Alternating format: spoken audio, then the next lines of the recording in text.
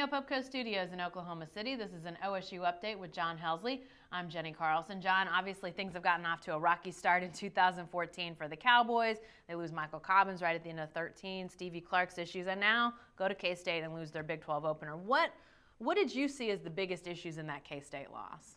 You know, there were several issues, Jenny. Number one, there was the first game playing without Michael Cobbins inside, and they knew there would be some transition there to try and, feel how the game would be different without him. He's a very impactful player, especially on the defensive end, and that didn't go just splendidly, okay? And then they missed some foul shots, which is starting to become a little bit of an ugly trend for this team. And then their depth was an issue. Stevie Clark didn't play.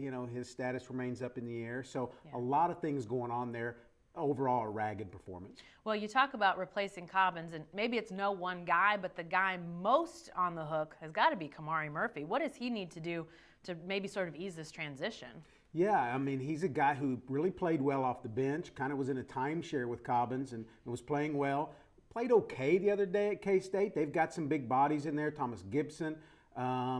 They've got to rebound the ball better. They have got to have a little bit more of an offensive presence in there. And the big thing that they miss with Murphy in the starting lineup is now who's Kamari Murphy off the bench. Right. They don't have that aspect. Yeah, interesting to see. Okay, so this is going to be a transition period, and games are going to keep coming at them. So what's coming next, and what are you looking at as this continues for the Cowboys? All right, Wednesday night they get the Texas Longhorns at home, Gallagher-Iba Arena, a game they should win. Right. Texas lost at home to Oklahoma over the weekend.